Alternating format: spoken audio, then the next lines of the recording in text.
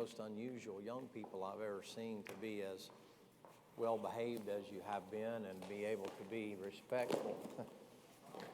Oh boy, man.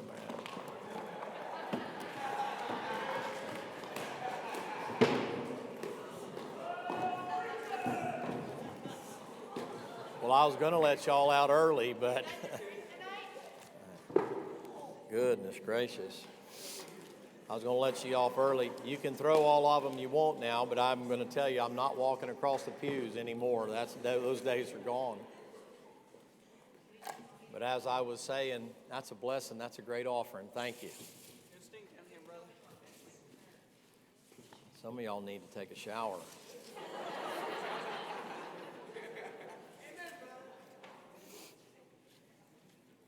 You've been unusual kids. There's one or two of you that hadn't learned the lesson yet, and I feel sorry for you. Your head's way too hard, and you haven't learned the lesson that God's got a hammer hard enough to break your head. I wish you'd learn without having to go through it the hard way. But the majority of you, man, what a blessing you've been around. You've been kind and complimentary, and you stayed awake and doing the best that you possibly can, and I really, really do appreciate it. I appreciate having the camp.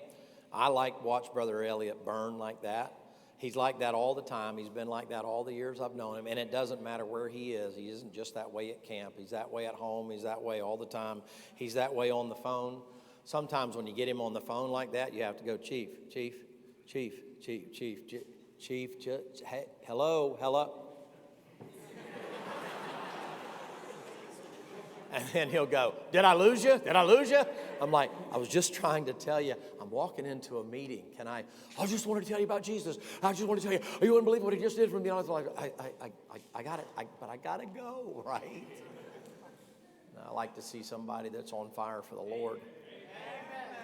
Why don't you take your Bible and as you stand, turn to 2 Samuel chapter number 9.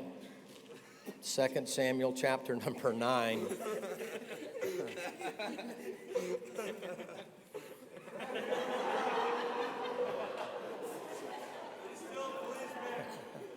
You're playing my song. Wow. I don't even know what to say.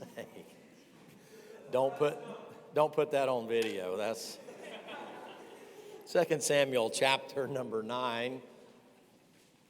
There's a great story here of something that I think that we all can learn something from. I like stories like this in the Bible because they hit home with me. You know, David was a great warrior, right? And we know about David's mistakes and about David's sin and so on and so forth, and we understand that. But I like when a big man, a hard man, a warrior, a man that has the ability to step out with the courage to kill a giant with a sling and some stones and to kill a bear and a lion, I like to see the tender side of him. I think real manhood is the ability to not always be a brute, not always be a bully, not always be hard and harsh, but to be able to be tender. I don't think there's anything that speaks with greater volume than when somebody who has the ability to crush you like an egg under a giant's heel, that they can show you mercy and grace and long-suffering. I look at my Savior that way. I know when he looks down there at me, I know he has in just his pinky all he needs to eradicate me in my life. And why he continues to be merciful to me, I have no idea, but I sure am glad that he is. If you will, look, if in 2 Samuel chapter 9, let's just read a little bit of the story here. The Bible said, and David said, is there yet any that is left of the household of Saul? Now remember, Saul was his enemy, that I may show him kindness for Jonathan's sake. And there was at the house of Saul a servant named Ziba, and when he had called him unto David, the king said unto him, art thou Ziba? And he said, thy servant is he. And the king said, is there not any yet of any of the household of Saul that I may show kindness of God unto him? And Ziba said unto the king, Jonathan hath yet a son, which is lame on his feet.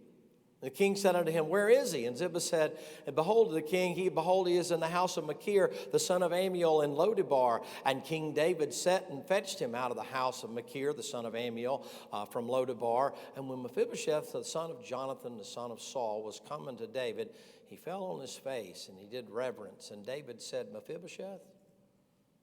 And he answered, Behold thy servant. And David said unto him, Fear not, for I will surely show thee kindness for Jonathan thy father's sake, and will restore thee all the land of Saul thy father, and thou shalt eat bread at my table continually. Look in verse number 13 before Brother Evans prays for us. Look in verse 13. So Mephibosheth dwelt in Jerusalem, for he did eat continually at the king's table, and was lame on both of his feet. Brother Jeremy, you pray, would you please?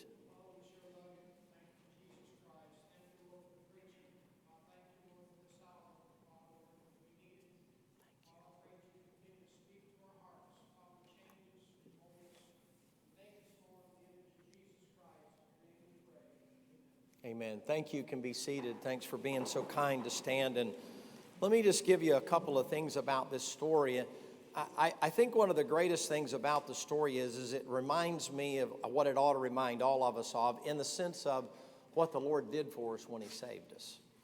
It reminds me of the fact that it took God's mercy and God's grace and God's kindness to send his only begotten Son. The Bible says, for God so loved the world, he gave his only begotten Son. But boy, the giving of that Son, he didn't realize was going to be met with a hammer and 3 nails, and he was going to be whipped and going to be beaten and then wind up having a spear thrust in his side and nails put in his hands and his feet. They didn't really realize, they didn't know that when we read that story at Christmas time sometimes, you know, the little baby wrapped in swaddling clothes and lying in a manger, and suddenly was with the angels, suddenly a heavenly host praising God and saying, Glory to God in the highest, and on earth peace, goodwill to all men. And we talk about, boy, what a wonderful little baby that comes here. But what about having a baby greeted? And he came down here to be a gift in order for us to be able to get in who didn't deserve to get in.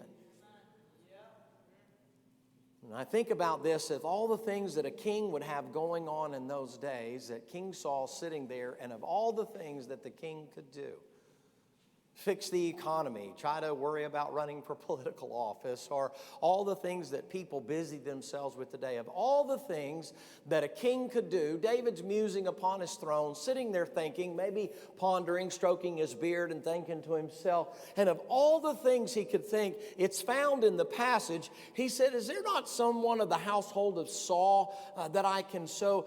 Wait a minute, David. Saul is your enemy. And David said, yeah, you know, I understand that, but boy, if it hadn't been for the goodness of God and the mercy of God, you say, where do you get that? The second time when Ziba shows up, he said, is there not someone that I can, of the household of Saul, that I can show the kindness of God to, of the household of Saul? David is reminding himself, he's remembering, man, God was good to me when that lion came after the sheep. Man, God was good to me when that bear came growling in the middle of the night and grabbed that little lamb, and I was able to wrestle that lamb away from that bear and grab that bear by the beard and kill that. Man, God was good to me. Boy, if I'd have been off just a quarter of an inch with that rock, man, that big old giant would have took my head off. Man, God has been good to me, preserving me, taking care of me. Man, look at this throne I'm on. Look at this kingdom I'm in. Man, look at my health. Look at everything that's going on here. Boy, God has been good to me. But instead of saying, you know, I deserve that, you know what he said? God's given me some great treasures. You know what? I wonder if there's somebody I can share it with. Here's the weird thing. He shares it with his enemy. Saul was trying to always wrestle the kingdom from David after God had appointed David as the ruler. And all of a sudden, Saul gets jealous and he's trying to kill David. David even has an opportunity one time. Him and Abishai, they creep down to the camp and all that kind of thing. David has a chance to take his life. And David even feels guilty for cutting the robe of Saul off, because he felt like he overstepped in touching God's anointed. He said, you know something, until God moves him out, I got no business trying to take that. God's given me so much, why am I trying to take anything? You study the life of David very long, you know what happens as he begins to get older, you find out when his own son Absalom gets up a whole bunch of individuals to come there to try to take over the throne. You remember the story? You know what David does? David's got his mighty men around him. I mean, these guys are guys that for entertainment on a snowy day with nothing else to do, a guy walks by in a pit and he looks down there and he sees a lion. He said, I got nothing better else to do. And so he walks down into that snowy pit, and on that snowy day, he kills a lion for entertainment. David's mighty men were able to kill hundreds of thousands of people in battle. Battle-hardened soldiers, even though they were old, they still had skills. And they come to him and they say, listen, king, your son is coming. Now here's what we're going to do. And they're starting to put the battle plans in array. And they're saying, king, what we can do is we can put the guys with the high ground here, and we can set up a four-square thing here. We can do this. Now you're going to have to be careful and stay and hold your position there. And then we'll release the archers over here. And you know what David said? David said, hey, it's not my throne. It's God's. And if he wants my son to have it, I ain't going to fight for it. Yeah. Let him have it. Yeah. King, you got to be kidding me. I mean, let your son have it. You realize this is a rebellion. This is an insurrection. I mean, you understand? David said, hey, listen, guys, what you don't understand is I was tending my sheep. I was the runt of the litter. When the preacher came over there and said, hey, they came and said that there's supposed to be one of the household of Jesse that's supposed to be a king, and I was out there, they never even considered me. They never looked my way. They never thought it would be possible. They went through my brothers, and they picked out one of my brothers. He's big, he's tall, he's strong, he's good looking, he's well read, he's very intellectual, really smart. Everybody thought that'll be who the king is. But the Lord told the preacher, men look on the outside, I look on the inside. And God looked out there and saw me just doing what I was supposed to be doing, tending sheep, and said, hey, do you have anybody else, Jesse, in the household? He said, yeah, we got a stinking red-headed, ruddy-complected little pin-headed boy out there doing a woman's job, taking care of sheep, but that ain't no king. And the preacher says, well, listen, man, all I know is to listen to what the Lord says. And he said, boys, they called me in there, and he said, hey, what's your name? He said, my name's David. What are you? I'm a shepherd. He said, kneel down. And the Lord said, that's the guy. And David said, what are you doing, man? And he said, here. He poured the oil on his head and put his paws on him there and prayed over him like that. And David said, I don't know why you're pouring all that oil and stuff all over me, man. I mean, good night. What in the world are you doing? He said, oh, you're going to be the king of Israel. He said, oh, okay, that's great. Can I go back to my sheep now? And he goes back to tending sheep. It's never like went to his head. So he said, listen, I didn't even ask for this thing. I wasn't looking for it, wasn't looking for a promotion. And now I got all this kind of stuff. You know what he says later in life? He says, if Absalom wants it, it's Absalom's throne. I don't care because God must want him to have it. It's not my throne. That's the kind of man David was. Saul's kinfolk were supposed to be the ones that were going to take over the throne. That's Jonathan's son. Ziba said to him, there is a boy that was Jonathan's boy. And David said, what? What did you say? He said, Jonathan, remember, King, your best friend, the guy you really cared a lot about? You remember him, right? Yeah. He said, oh, yeah, man, Jonathan and me were really, really close friends. He died on the wrong side of things, but he said, boy, we sure had some great times together. He said, I didn't know he had a boy. He said, yeah, he's got a boy. He said, there's a problem with him, though. He said, what's wrong? He's a cripple. He said, King, they had convinced everybody that when you came in here that you were going to kill all of the descendants of the household of Saul because that's normal for kings to do. And he would have been a descendant in line for the throne. And his nurse dropped him, probably fell on him, crushed his pelvis. He's crippled from the legs, from the hips down, man. He looks like he's got wetsuits for legs. He's just spaghetti, that kind of guy. That guy lives down there somewhere around a place called Lodabar. It's way down past everything. You remember Lodabar, King? And he said, no, I don't remember ever fighting any battles for Lodabar. He said, oh, no, King. He said, you wouldn't fight battles for Lodabar. That's down there past the septic tank. That's down past the sewer system. That's down there past the garbage dump. He said, there ain't nothing down there that lives down there worth anything. He said, well, what in the world is a prince's son living down in that kind of a place? Why didn't I hear about this before then? He said, I'll tell you what you do. He's a southern king. And he says to him, he said, fetch Mephibosheth. And Ziba said, okay. Well, I said, it'd take me probably a couple, 3 days to get down there and a couple, 3 days back, and I can take some victuals and this and that and the other. And the king sits back and said, my goodness, man, isn't that something?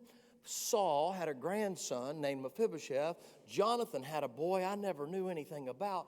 Boy, that's an amazing thing, man. And Ziba starts to walk out, and he bows, and he says, Your Majesty, I'll be back as quick as I can. He said, wait a minute. He said, man, you're going to pick up a king's son. He said, I tell you what you better do. Go out there in the stable and get my horses. He said, King, you mean those two white stallions out there, the ones with the fiery sapphire-colored blue eyes and the ones with a coat like satin and a mane and a tail like silk, and those horses that paw in the valley, and those, boy, King, you got to be kidding. Those muscles ripple and they grind, and everybody is in awe when you see those. He said, yeah, take my horses, man. They're in stall 1 and 2 up there. He said, go ahead and grab them. And of course, Ziba's thinking in his mind, man, can you imagine horses like that hooked up to a regular wagon? And the king said, oh, and while you're at it, he said, just go ahead and take my chariot. And Ziba said, you mean the one with the king's emblem on the side of it? He said, yeah, you're going to go fetch a king's son, man. Go get him. I mean, take him in luxury. Send a limo after him. And Ziba said, well, King, what am I going to do if they tell me to come? And he said, hang on just a minute. And he wrote a letter, and you know what the letter said? It said, fetch Mephibosheth, King David. Took his ring, sealed it, handed it to him. He said, if anybody has a problem, surely they'll know the king's right, and hand it to him. Just a little story. I'll get to it in just a minute here. And so all of a sudden, Ziba goes down there. He walks into the stable there, and he says to the stable hands, he said, King wants me to get his horses and his chariot. And he said, he didn't send me no orders down here to send. He ain't going nowhere. I mean, Jehu's not around anymore. You don't come down here and order me around and stuff like that. And he said, well, I got this writing right here. And the stable man looked at it, and he said, oh, hang on just a minute. He said, boys, bring out them horses, boy. Man, them horses, all of a sudden, that head goes up. That tail comes up. They begin to sort of stretch out. They know they're fixing to go out. They step out into that afternoon sun, boy. That thing begins to glisten, boy, just like you have polished a brand new marble floor. And all of a sudden, they bring out the king's harnesses, and they bring out all the stuff that's going on. And the people in the town are beginning to talk. What in the world? Where's the king going? Must be going to be a parade or something like that. And they bring out that polished chariot made of the finest brass and steel, and they hook up that harness to those horses. And old Ziba steps up in that thing and grabs those reins. He says, man, I've never been behind horses like this before. And before he gets ready to smack those horses, the stable hand says, hey, listen, these horses respond really well to verbal commands. He said, David don't have to beat his animals to get them to go where he wants them to go. He said, I don't know what it is about him, but he must have learned something from tending sheep. He said, he's funny. He said, you don't have to put no whip on these horses. He said, all you have to do is tell them where you want to go. He said, I don't know what the words are, but it looks like the magic word's going to be fetch Mephibosheth. He said, just try that.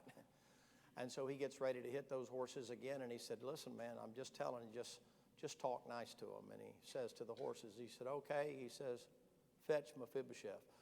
Those horses pick up that head, boy, and they turn that chariot around, boy. He pulls on one side a little harder than the other side, and down they go, boy. And all of a sudden, the horns blast, and through the streets, he begins to roar. And if you listen carefully, you'll hear the leather beginning to creak. You'll hear the wood beginning to move back and forth. And listen down that cobblestone path as those horse hooves that are shod begin to send off electric sparks, man.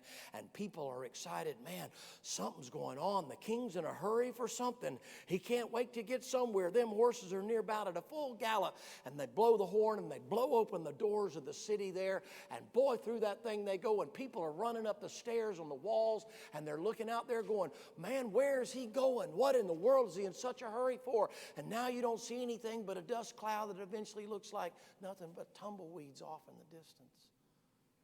And then he disappears, and they all go down and say, man, what is going on? And they have a little person inside there, look inside information. He said, well, I was in the throne room, and the king, I don't know, he seemed to just be nostalgic today. He was just saying something about how good God had been to him. And then all of a sudden, out of nowhere, he said, hey, isn't there someone here that I can show the kindness of God to? Somebody that's of the household of Saul? He said, I don't know. Somebody said Mephibosheth. Does anybody know who that is? Oh, yeah, I know who that is. That's the one that got hurt running from the palace, because everybody convinced him that the king was going to kill him, and he was the collateral damage. He got hurt. He's crippled. He ain't been back in the palace since. I wonder why nobody's gone to get him. I don't know, man, but he's of the household of Saul, and you know how the king might be. I mean, you might be the king's enemy if you go down there to get him. So we just figured he is gone and he was dead. But big old Ziba come in there and said, hey, yeah, he's down there in Lodebar. Lodebar? Isn't that the place where they send all the parolees when they get out of prison? Isn't that the place where all the misfits in society live? Isn't that kind of down there toward that valley where all that nasty, filthy stuff runs down toward the end of that? Lodebar, that's down there past that garbage dump, the sewer pit. Man, does people still live down there? I guess they do. That's where he said he lives. Well, old Ziba's getting there now. See the horses? Look at them. They are lathered up, boy. They're champing at those bits, man. They think it's been the greatest thing in the world. They've been running down that hill, and those nostrils have been flaring. That mane and tail has been flying, boy. Dust is running up. Rocks are kicking up and that kind of a thing. And old Ziba's doing all he can just to hang on to keep from getting flung out of there. And he comes across the crest of the city, and the wind's blowing in his direction, and he catches the stench of garbage and then of sewage, and he said, man, I must be getting close. And he reins those horses in a little bit and slows them down, and he sees a little sign on the side of the road, and it says Lodebar.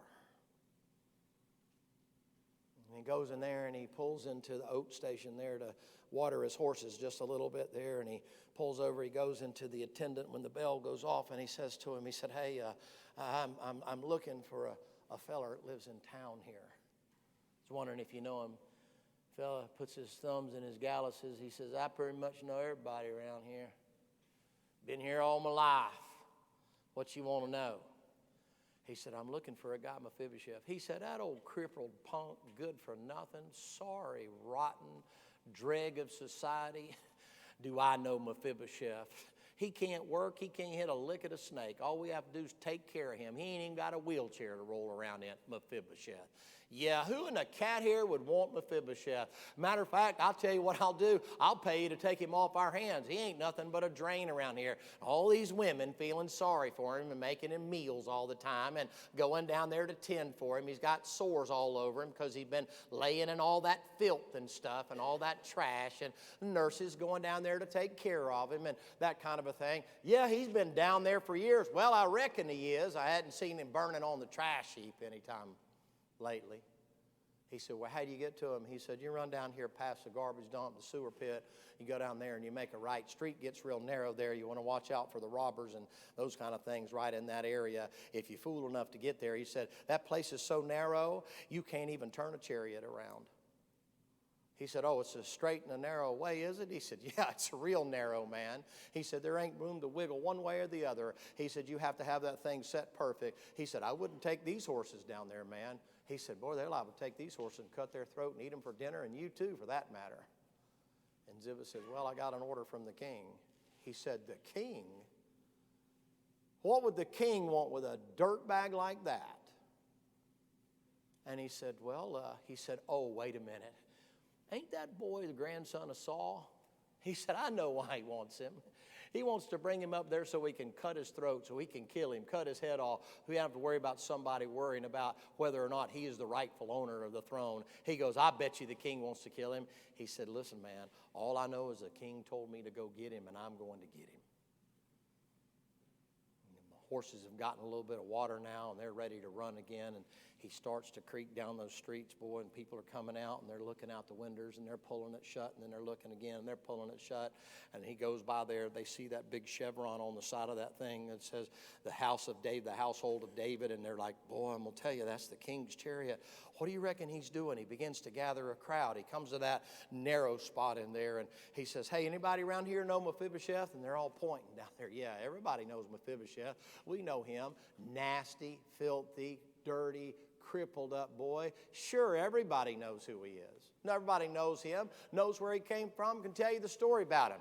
Of course, their story's different, as many as there are people down there. One person says, yeah, well, I heard what he did was he was trying to rob and steal something from the king, and the king hit him with a baseball bat and broke him all to pieces and left him to die. Somebody drug him out, and, oh, no, that ain't what happened. He went into the back end of a woman's house one day and was trying to take advantage of her, and her husband came home, shot him a couple times, and he's crippled up and that kind. No, that ain't what happened. He was going in there, he was going to rob the store at the Stop and Rob there, and the police come in there and shot him, and instead of putting him in jail, they settled out of court, and he's down there and all that kind of. I mean, they had as many stories about how he got busted up and why he wasn't where he ought to be as there was people in Lodabar. Everybody thought they knew why he was down there, but nobody seemed to know why the king was after him. They all figured it had to be for judgment, because what would the king want a piece of trash like that for in the palace? He gets down there and he looks off to the side of the road down there past the little slogged out places where the chariots had turned around in the past, or the wagons had been, and all muddy and messed up. He knows better than to get in there and get them horses all muddied up and trying to get stuck and that kind of a deal. He pulls those horses up there and drops the reins on their backs. Ain't worried about them running or nothing like that. And they're just sitting there blowing and got their heads down a little bit. And he walks up there and he gets there to that front door, that old tin shack made out of cardboard and stuff like that. And he bangs on that door with that old flashlight. He said, hey, Mephibosheth, are you in there? Mephibosheth cowers, boy, and backs off in the corner.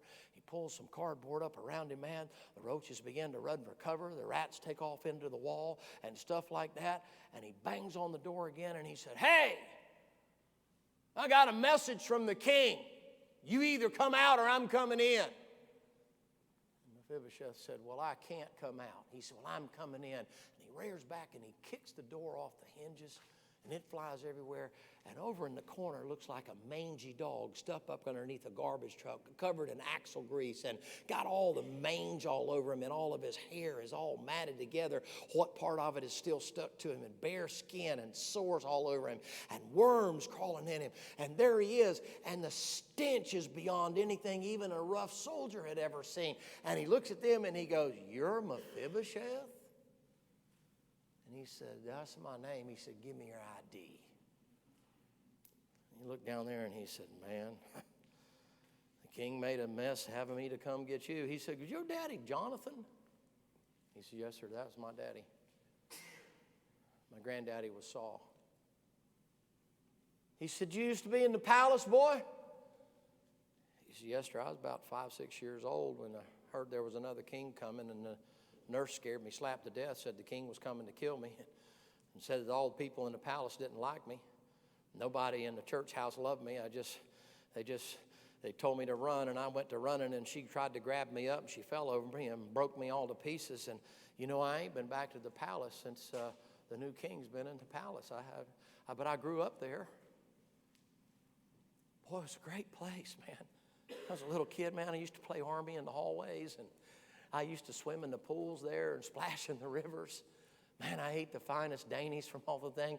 I mean, that old Jemima, she used to let me come into the kitchen, you know, and I'd come in there and she'd give me cookies and bread and stuff like that. Man, I'd swell up like a pig, like a puppy stuck his head in puppy chow, man. He said, she used to hide me underneath the table when they'd come in there looking for me. You seen Mephibosheth? No, sir. No, ma'am. I ain't seen him. No, sir. I ain't seen him. No, sir. Not at all. Where he's at? Boy, you better get on out of here now. Here, take this with you. She'd hand me a cookie and I'd scurry out on the backside, and they all want to know why I didn't want my supper and all. She's always feeding me and taking care of me, telling me Bible stories and stuff. Boy, we had such a good time over there, man. used to watch my daddy. He had a friend, and my daddy did, and they talk about things that he did with his friend and shooting bows and arrows together and climbing up hills and killing Philistine peoples or something like that. I don't know, foggy memory, but I kind of remember that. He said, "Are you done talking now? It's getting late outside." He said, "The king told me to fetch you." He goes, "What in the cat ears he want with me?" And he said, "I don't know. He told me to get you, and I'm going to get you." And he said, "Well, good luck. You're going to get dirty if you pick me up or touch me, and nobody wants to touch me because of where I've been and what I've done.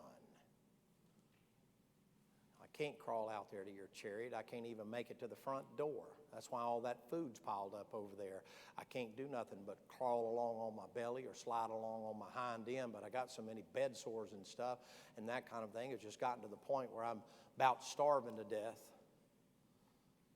And old Ziba reached down in there and got legs like big old cedars and got arms like oak trees, boy, and he reaches down like a mama would grab a newborn baby and gets underneath the crippled legs on this side and that old weak arm and that bony body on this side, and he picks him up like this, like a crane is picking up a load of rocks. And Mephibosheth just hanging, scraggly beard, sores all over him, stinks like nobody's business, dogs all outside wanting to lick his sores to try to give him some relief, and he begins to walk. He gets out there and he reaches up there with one of them big old cedar legs and slings over here a sort of a ruby colored sapphire or red covered, scarlet covered pillar, and he leans him over in there and he says, "You got to be careful, man. If you drop me, he'll kill me.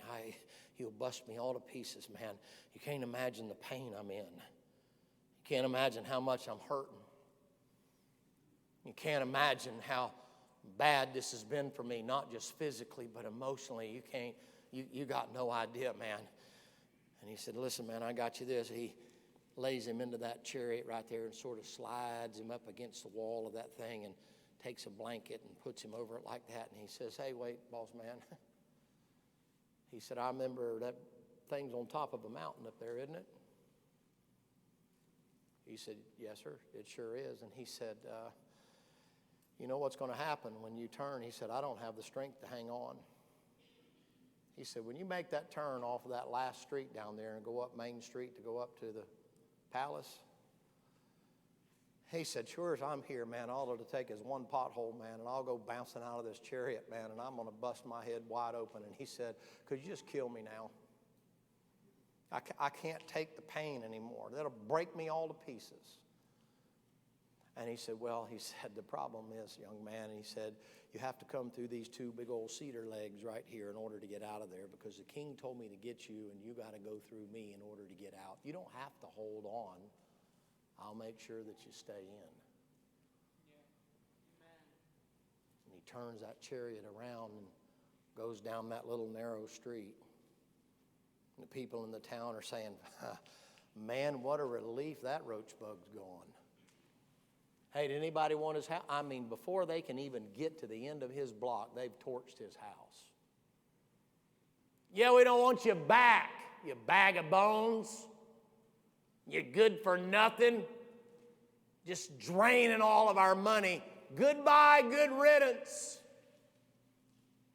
King's going to kill him. You know, I heard King finally caught up with him, had a bunch of warrants on him, is what I heard. That's why they send him down here, special marshal's office down here to get him. Went down there and picked him up, cuffed him up, and stuffed him up. That's all they done. Hey, taking him up there to the palace, going to execute him. If they hurry, they'll get him before sundown. You know how they are. You know, they got to get it before the day's ended and that kind of thing. Must be wanting to do it before Passover or something. Who knows? And boy, up the road he goes, and then all of a sudden, you know how those horses get? They get late in the evening time like that, and they know that they're done for the day. The sun's beginning to set over the horizon there, and they turn those horses toward the city. And those horses take one look up at that city and say, man, we know where we're going. There's some fresh oats and water waiting on us, man. A little sweet feed mixed in with the corn. Boy, I'm going to tell you what. And one of them looks over at the other and they wink at each other. And this one right eye and this one left eye and said, let's go, man. And the next thing you know, old Ziba says, whoa, boys, what are y'all doing? Whoa, what do you mean, man? We're going to eat. We're going to the house. And they're flying. And up the road they go, and then the trumpet blast. I'll be done here in a second. Up the road he goes, and on the top of the mountain, top of the road up there on the wall around Jerusalem, God blows the horn. Send a runner to the king. So Ziba's coming. The king said, can you see whether or not he got the Mephibosheth in there? Can you tell? King can't tell from here, but I can see a cloud of dust, boy. I mean, they are coming, man. Jehu must be driving wildly. He said, good night, man. He's all over the road, boy. I mean, he is wide open, King. I never seen them horses run so hard in all my life. King said, good, man, good. He said, call the stable man, tell him to get him some fresh oats and sweet feed, and also down there when they get here. He said, but before he goes to the stable, he said, tell him to run him by the front door. So he radios to the guy, the chauffeur, the thing. He says, hey, Ziba, the king says, bring him to the palace. And he said, man, you don't want this bag of trash at the palace. I mean, it might be something you drag in the back door, but for the God's sake, don't bring him in the front door. If you lost your mind, it's insanity, man. You must be crazy. He said, listen, man, all I know is the king said to bring him to the front door. He said, okay, man, I'm going to bring him to the front door. Boy, them guards come along there, and they try to stop him from coming in. And this time, now Ziba's wore out. Sun beginning to set. The sky's beginning to turn red over there and beginning to dip off in the horizon there. And he holds up the thing right there, and they recognize the king's writing and say, okay, man, that's as good as King James right there. King David said, fetch Mephibosheth. Yes, sir, Ziba, you come right on through here. And they look over in that chariot, and they're like, oh, my goodness, man. You got to be kidding me. Oh, man, you know what, guys? We need to go see what's going to happen. We're surely going to see an execution. Pull up into the front of the palace, and the horses stop and stand just as still. Their back twitching. They feel a fly land on their back. And they just twitch just a little bit to try to get that fly to move on about its business. And all of a sudden, Mephibosheth realizes, man, I know where I'm at. We've stopped. All the servants are out on both sides of the staircases there. They're coming out of the palace and stuff, and they're making ready for this special envoy of this individual that's supposed to be there. I mean, they're expecting it to be a prince. They're expecting to show its royalty and all that kind of stuff. And the stench of what's coming up in the car, it smells from the chariot. It smells worse than the horse's hind end. It's just... man, what is that smell? And he said, that's his cargo, man. That's Mephibosheth. And Ziba stands up there, man, big old man. He's about 6'6" and weighs about 280 pounds, just as solid as granite. And he stands up there, and the king comes out, and he bows his head like that, and he says to the king down this way as the king starts down the stairs, he said, you said to fetch this bag of trash. He said, what'd you say? He said, I said Mephibosheth, sir, Mephibosheth. The king motions like this, and about 4 guys come over there. It'll always be 4 guys. And those 4 guys come over there, and they carefully grab the corners of that pillow, and they bring it, and they set him down there at the end of that marble staircase. Mephibosheth, he ain't even going to raise his head. He's not looking. He's not doing anything. His head is down and buried in that pillar. And all of a sudden, he begins to hear steps coming down. You could hear a pin drop.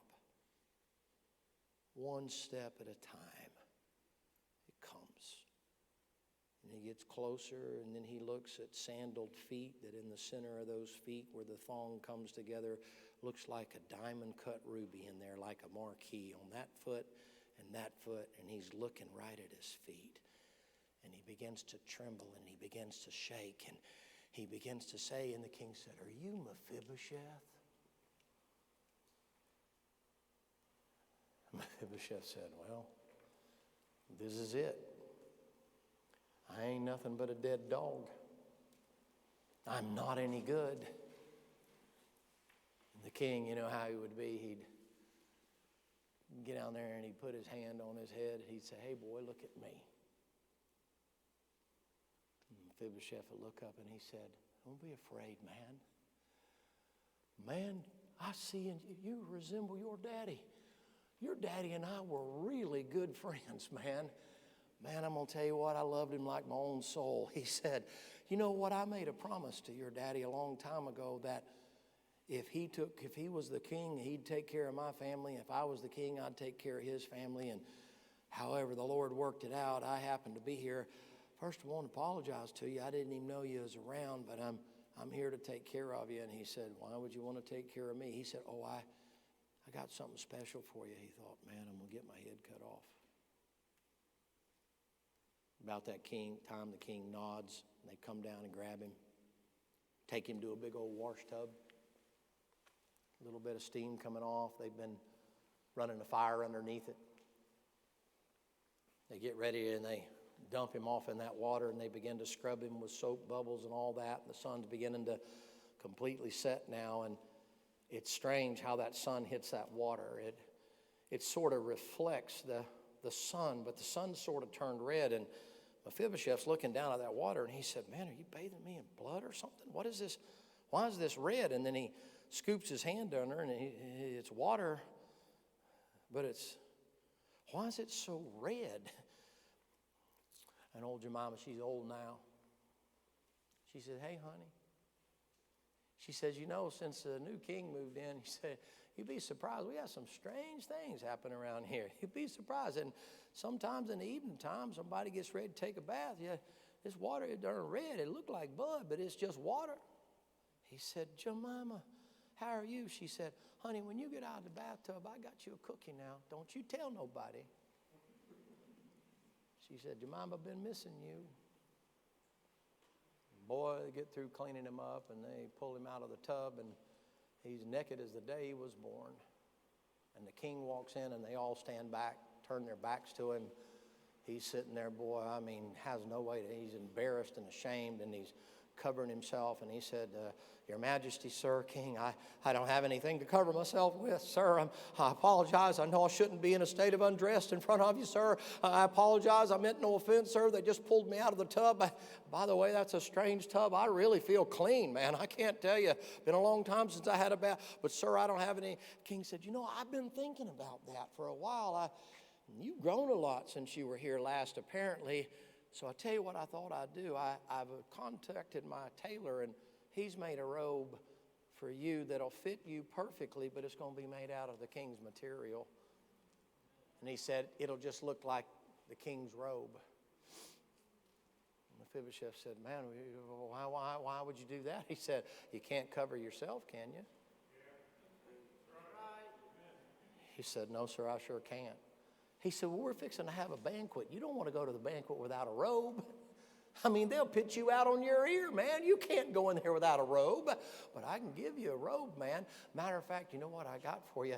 He said, you know something? He said, I was looking around the other day. I found something your daddy left behind after he died on the battlefield. You know what it was? It's your daddy's ring. He said, you know what that does? That's an all-access pass to everywhere in the palace.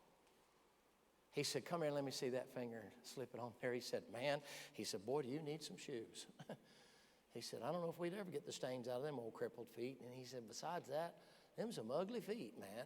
He said, you need a mani-pedi, boy. That's bad. He put some slippers over him, and he says, what you want to eat for dinner? He said, sir, he said, anything you want, you can have it.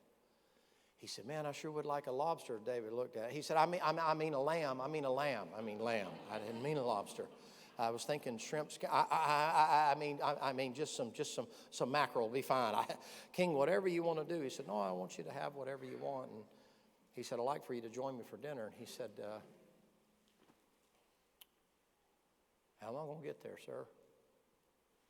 He said, you know, I've been thinking about that. He said, King, you know that these people, they've heard all the rumors about me.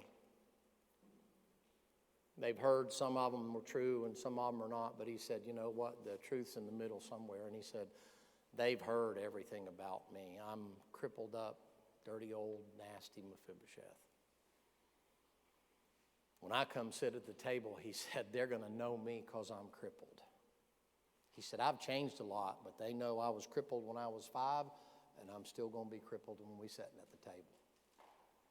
And the king said, yeah, I've been thinking about that. He said, I believe I got us a way around it. He said, yes, sir. He said, well, before I make the special announcement about who you are and what I'm going to do for you, he said, here's what I thought I'd do. I'm going to take you in and sit you at my table myself right next to me at my right hand.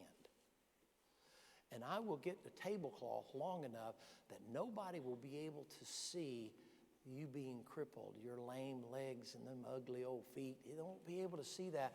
He said, now all you got to do is you just sit there just like you ain't crippled. Even though I know you'll never forget that you're crippled.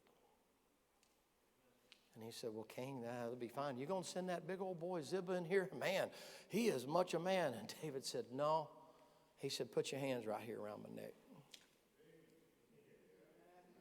Put his hands around his neck like that and run his hand up under the back like that. Got them old crippled boys. He said, man, King, for an old man, you're still pretty strong. David said, yeah, back in the day, I could bend a bow of steel. Back in the day, I could kill Philistines. Back in the day, I could kill a bear and a lion. And back in the day, I could kill a giant.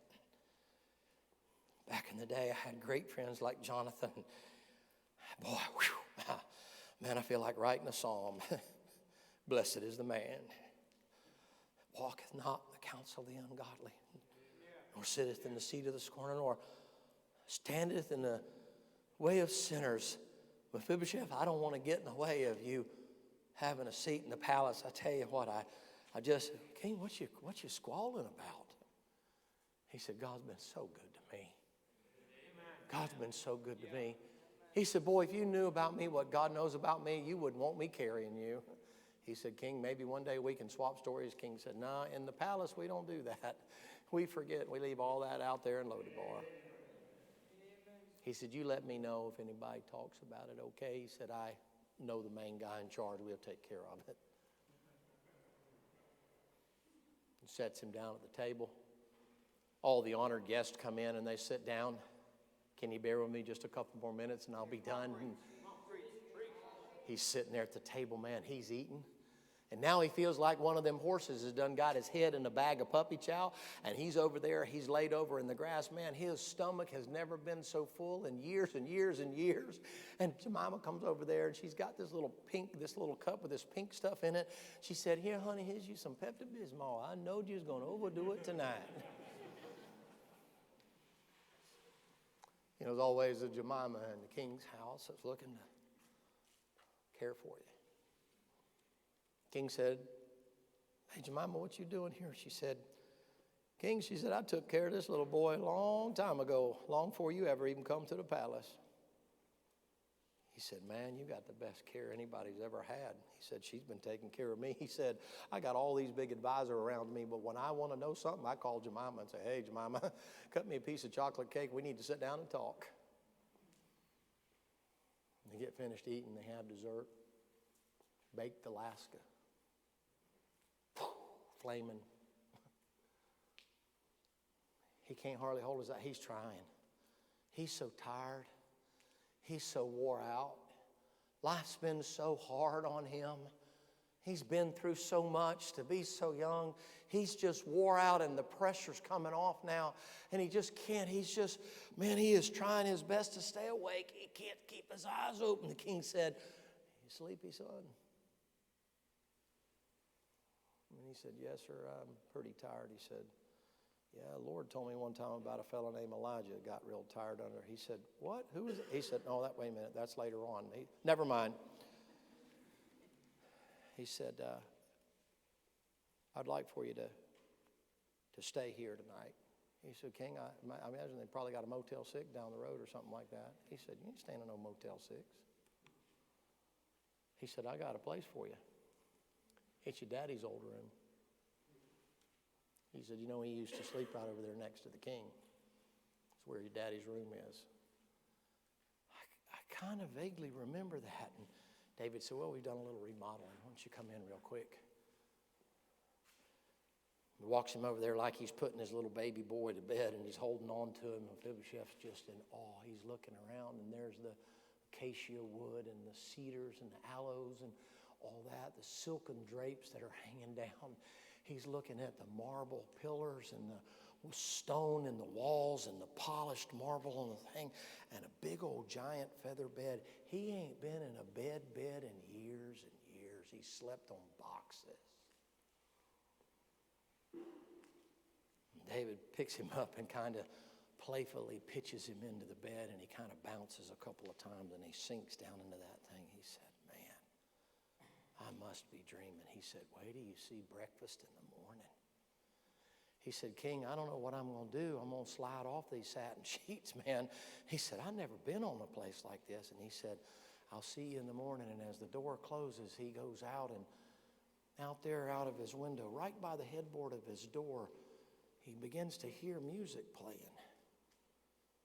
It's a harp, and he hears a voice, somebody singing, and I don't know, it's just something about the way that he sings that it seems really special. And he scunches across those satin sheets, and he pushes that door open, that window open, and pushes it over on this side right here, and he raises himself up there on the threshold of that window, and he looks out there.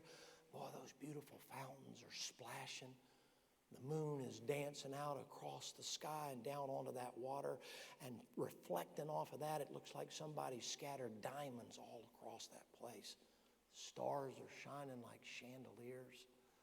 He can hear the water, but over that water, as he hears this beautiful voice and this harp playing, and he looks again, and he rubs his eyes, and he said, that looks like the king, but his crown's not there, and there's no royal robes. And David's face is turned up, and that moon's hitting it, and it's just shining, and he's smiling. And Mephibosheth said, man, it sure is good to be home.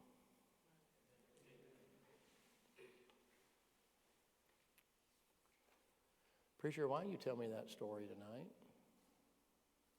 Well, if you got saved, he came down and picked you up out of a place like that. If you're out of fellowship, you know what? He'll send somebody to come get you out of the pig pen. Would you like to come home to the King's house tonight? And wouldn't that be a great way to end a meeting? If you've never been to the King's house to be saved, wouldn't tonight be a good time? I think the prodigal son, father, sat up on his roof every night. I think he penned some words to a very famous hymn. He'd look out there into the horizon every evening as the sun dipped below the horizon. He'd think to himself, boy, I wish he'd come home. I wish he'd come home. I'd take care of all the stuff he did. I just want him to be home. I know he's done bad stuff, terrible stuff, stuff that's going to stain him and scar him for the rest of his life. Boy, I sure wish he'd come home. Come home. Come home.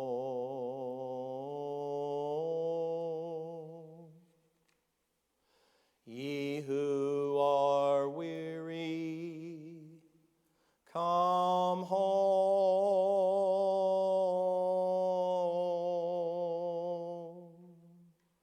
Earnestly, tenderly, Jesus is calling, calling Mephibosheth. Why don't you come home? Amen. Amen. There's plenty of bread at the Father's table. Yeah. But more than the bread, there's plenty of forgiveness in the Father's house. Yeah. Heads are bowed, eyes are closed. A simple story, but a profound truth. Found in the story of a crippled boy who found peace in the king's palace. It's the last opportunity before camp closes to finish things right with the Lord, to talk to him. I know you think he's going to kill you. I know you think he's going to crush you. I know you even think you deserve it. I'm here to tell you, I'm here to testify to you personally, publicly. I'm here to tell you this. You know what he'll do? Oh, man, you know what he'll say to you? I sure am glad you're home. Let me help you. Let me do something for you. King, I'm dirty. I'm crippled.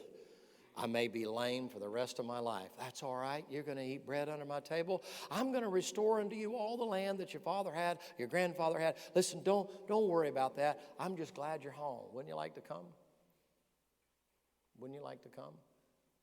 As heads are bowed, I'm going to pray. And if God spoke to you, don't wait. This is a great way to finish things. You say, where? Bowed down in the Father's house. Heavenly Father, thank you for your many, many blessings. Thank you for the responsiveness of these young'uns. I pray, Lord, that you'll do what we can't do and even a sermon can't do. That you'll move mightily in their hearts and in their minds, and you'll help them, you'll strengthen them. Give them the strength of Samson and the wisdom of Solomon. Help them to know, Lord, where to go and which way to turn and how to be. I realize, Lord, their lives are in peril constantly every day. I know, Lord, they have endured as good soldiers some hard things that have been said this week, and yet they've continued to come back. Please reward them for their willingness and their steadfastness. Please put your hand upon them and guard them and protect them. Lord, help them to know that they're never alone. Help them to know that if they've strayed from the Father's house, and even if they got crippled while they were out, there's always room for them to come back to the house. Bless these churches, these men, these pastors. And thank you for this privilege that we've had, we pray in the name of Jesus Christ. Amen.